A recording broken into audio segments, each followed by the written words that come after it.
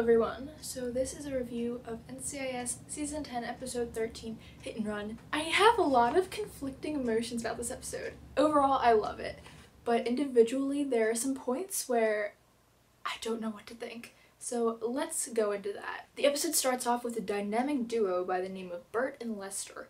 These two just need their own spin-off right away. So then Bert and Lester notice the car and call the police. Somehow that transfers to NCIS, and then Ducky comes and realizes there's a lot of inconsistencies between what was reported to have happened and what actually happened, so they label it a murder-suicide. Back in the NCIS garage, Abby takes a look at the crime scene. Then there's this bullet hole in the front windshield that takes us back to Abby's past. First of all, Brighton Charbino, perfect for Abby. Everything was amazing. I think this girl knew exactly what she was doing.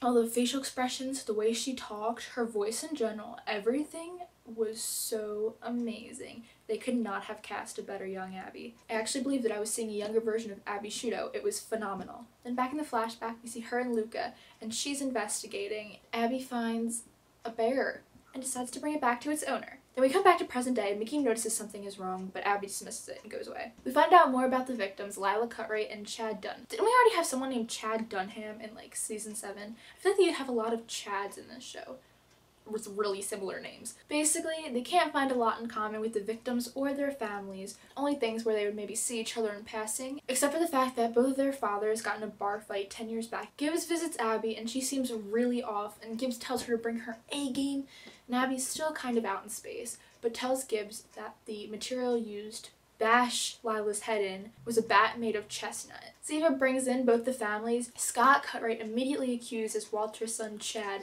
as Lila's murderer, which earns Scott a mighty blow to the face. Scott tells Ziva that him and Meredith, who is Chad's mom, had an affair while she was still married to Walter, and that when Walter found out, he got really angry and started a fight. The kids knew. Walter claims that it was ancient history. Gibbs goes back to Abby, and Abby's kind of very somber. That's the only way to describe her attitude this episode. It was all very somber, which is a 180 from our gothic wildflower of sunshine. She says she was wrong, that the material used was metal, not chestnut, and Gibbs kind of gets not angry but frustrated, which I think is understandable.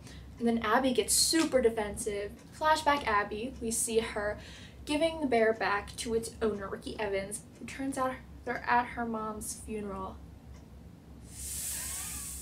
Probably not the best time for this exchange. Abby finds out that it's from Ricky's grandfather, who Ricky's no longer allowed to see, and then Ricky's dad comes out and gets mad at her. I can't believe he would get mad at her at her mother's funeral. So obviously something pretty bad happened between her dad and the grandfather. Abby's determined to go make it right. So Gibbs goes to see Chad's cousin, and we find out Lila and Chad had this whole Romeo and Juliet star-crossed lovers thing going on. And then Chad's cousin said he was fearful of what Walter would do if he found out about the two. Oh my gosh, that's not good. And Gibbs says that Abby called in sick, and it's like, Abby called in sick? What? Abby wouldn't call it. I love how Abby calling in sick pretty much equals the end of the world, which is some good indirect characterization. So Gibbs wants McGee to run DNA and wants to Denozo and Ziva down in the evidence garage. Meanwhile, Gibbs is going to meet Meredith and see if Walter was really home the night of the murder. I love how Gibbs gets his evidence. And Gibbs doesn't need an interrogation room. Gibbs doesn't need, lie detectors. Gibbs finds out cold hard answers his way. Turns out that Meredith has absolutely no feelings for Walter anymore, but he was home. And Gibbs believes her. I love this. Then we get this scene of Tony and Ziva down in the evidence garage. And I think it was really sweet, yet really awkward at the same time. The dead puppets. What? As I was watching it, I'm just like,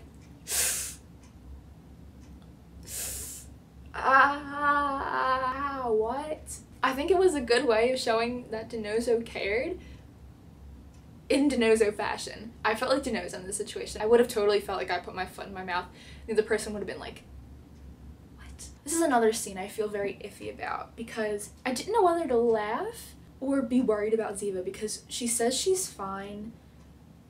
And I want to believe her because she seems like she's being honest about it.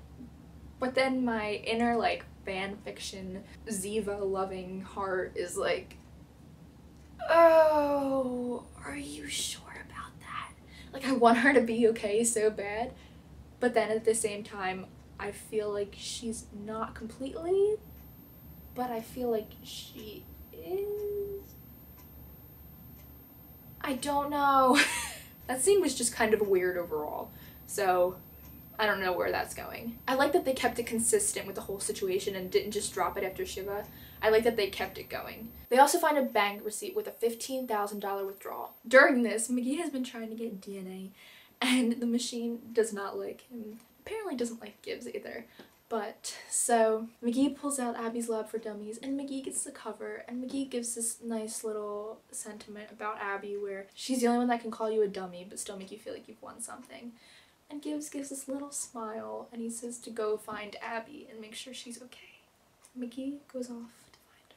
Definitely make Abby in this episode, both as friends and then hinting towards something more. I love seeing that combination in this one. Turns out Abby is at bingo calling out numbers for the elderly, which I don't know what they were shouting out, but I couldn't stop laughing because it kind of sounded like a cult. McGee comes in and Abby goes to have a conversation with him. During this like deep conversation, you hear this guy in the background, these like elderly people going, bingo! Oh, that was horrible timing. It was another one of those scenes where I didn't know if I should be laughing or crying. Abby has another flashback, and we see Abby go to visit Ricky's grandfather, and basically he tells Abby that this whole situation is bigger than what she can understand. Abby feels defeated.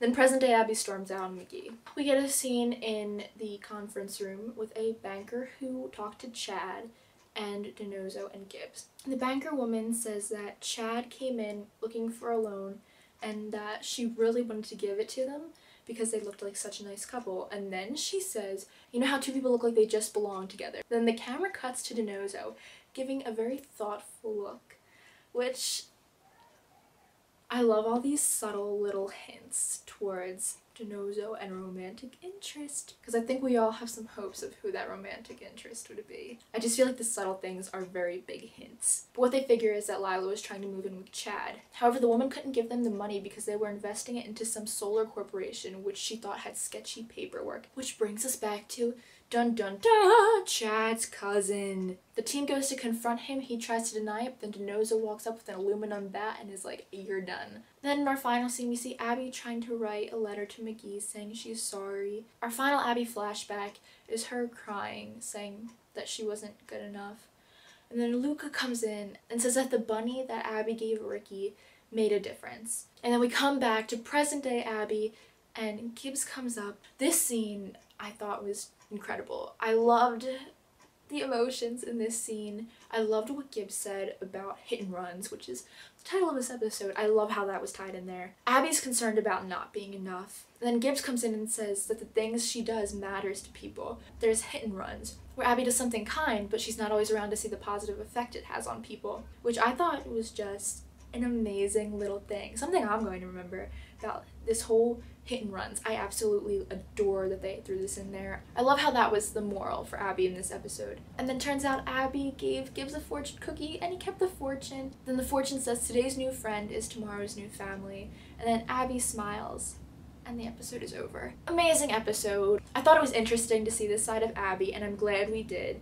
And I loved how Gibbs was a father figure this whole time, both tough love and then at the end he was comforting and trying to console her, and I thought it was amazingly done. Overall, fantastic episode. This week we have Canary, which we don't know much about, so the spoilers and theories video should be relatively brief. But then after that, we have Hereafter, which I cannot wait to talk to you guys about. I hinted at it a few weeks ago as an episode which the title excited me, but now that we have actual spoilers for it, I'm so pumped to talk to you guys about it. The spoiler video for Canary should be up tomorrow, and then the review, please read my hit and run spoilers video description. I'll probably copy and paste it and put it here again. It'll give you a better idea of the schedules for the videos this month. So check that out and I will see you guys soon.